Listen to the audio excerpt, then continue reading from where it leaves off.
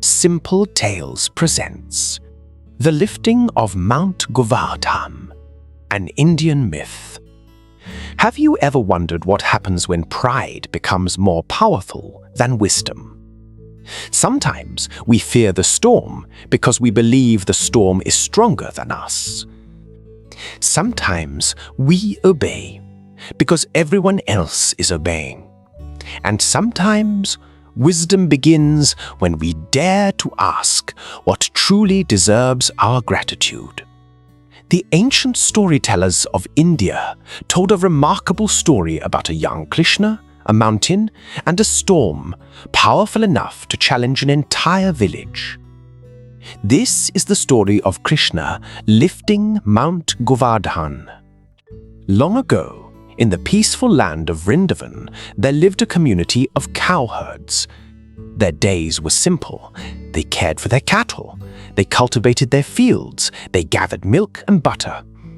And every morning, they led their cows into the green pastures surrounding their village. Among them lived a remarkable young boy named Krishna. He was playful, mischievous, and loved by everyone who knew him.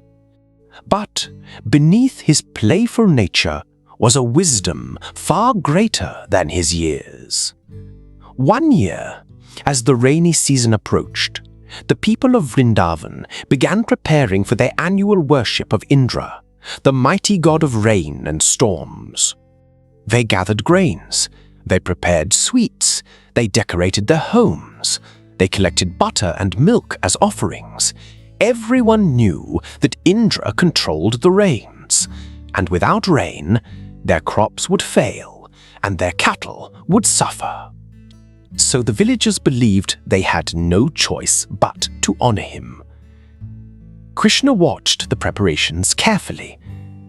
At last he asked his father, Nanda, "Why are we preparing this great offering for Indra?" Nanda looked surprised. "Because Indra sends us the rain."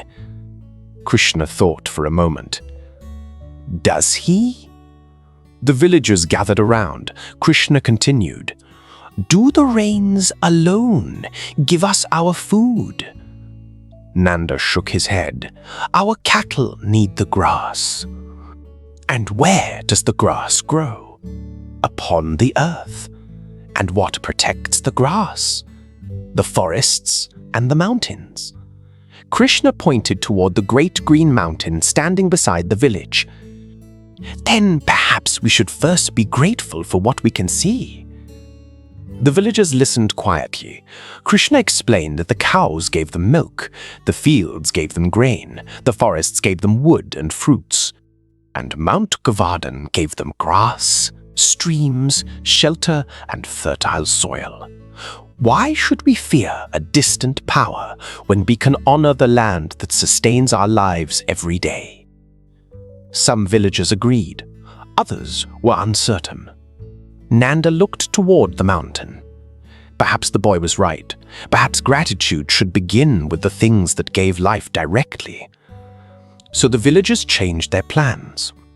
Instead of preparing the great offering for Indra, they prepared a magnificent feast for Mount Govardhan.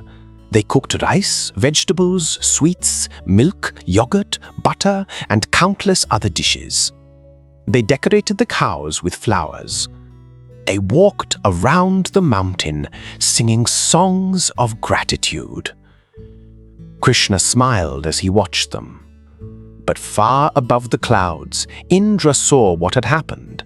He saw the people of Vrindavan celebrating without him. His pride was wounded.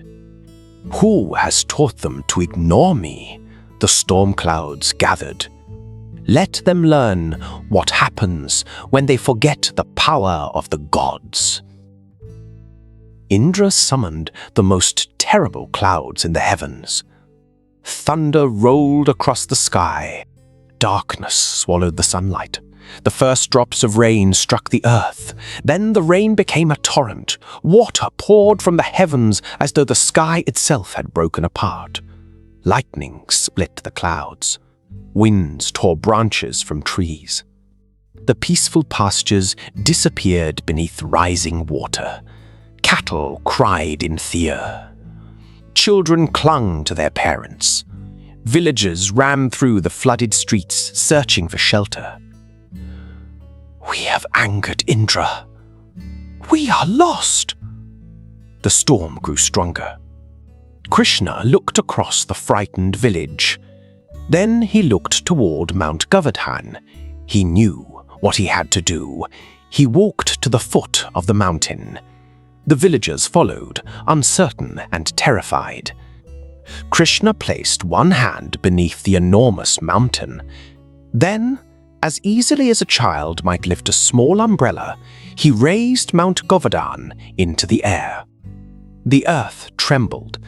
The mountain rose above the village. A vast shelter appeared beneath it. Krishna called to the people. "Bring the cows. Bring the children. Bring everyone." The villagers stared in amazement. They hurried beneath the mountain. The entire village gathered beneath its rocky shelter. Cattle stood safely beside their owners. Families gathered together. The rain continued to fall. The wind continued to roar. But beneath Mount Govardhan, the people were safe. Krishna stood beneath the mountain with one hand raised. He did not look tired. He simply smiled at the frightened villagers. For 7 days and 7 nights, the storm continued. The villagers watched Krishna. Some wondered how a young boy could possibly hold an entire mountain. Others simply trusted him. As the days passed, something changed. The people stopped looking at the storm. They began looking at one another. Families shared food. The wealthy gave what they had to the poor. The strongest helped the elderly. Children comforted frightened animals. Everyone who had once worried only about their own homes now cared for the entire community. The mountain had become more than shelter. It had brought the villagers together. Far above the clouds, Indra watched. His anger slowly turned into astonishment. The storm had failed. The people were still safe. And Krishna still stood beneath the mountain. At last, Indra understood. He had allowed pride to make him cruel. He had mistaken worship for respect, and he had forgotten the purpose of the rain itself. Rain was meant to nourish life, not to punish those who refused to flatter him. The storm clouds disappeared. The winds became gentle. Sunlight returned to the valley. Krishna slowly lowered Mount Govardhan back to the earth.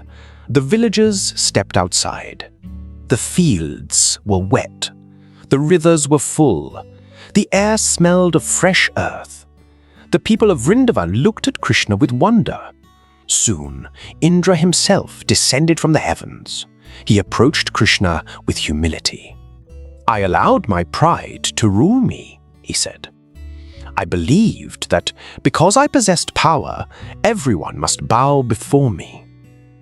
Krishna looked at him kindly. "Power is not measured by how many people fear you. It is measured by how much good you can do with it." Indra lowered his head. He understood the lesson. The villagers had not defeated the god of storms. They had simply learned that fear should never be mistaken for gratitude. And Indra had learned something even greater. A ruler who demands worship may receive obedience, but a protector who serves life earns genuine respect. From that day onward, the people of Vrindavan continued to honor Mount Govardhan and the land that sustained them. They remembered the great feast. They remembered the terrible storm. And above all, they remembered the young Krishna standing beneath the mountain with one hand raised. The old storytellers of India never claimed that the mountain was lifted merely to display Krishna's power. They believed the miracle carried a deeper lesson. When pride makes us believe that everything exists to serve us, we forget how much we depend upon the soil, the rain, and one another. But when gratitude replaces pride, even the greatest storm can become a lesson. That is why the story of Govardhan is remembered, not only because Krishna lifted a mountain, but because for 7 days beneath that mountain, an entire village learned that courage and compassion can shelter us from storms far greater than rain. Thank you for listening to Simple Tales. If you enjoyed this story, please like, share, and subscribe for more timeless tales from around the world. Until next time, may you always remember the hands, the land, and the people that quietly sustain your life.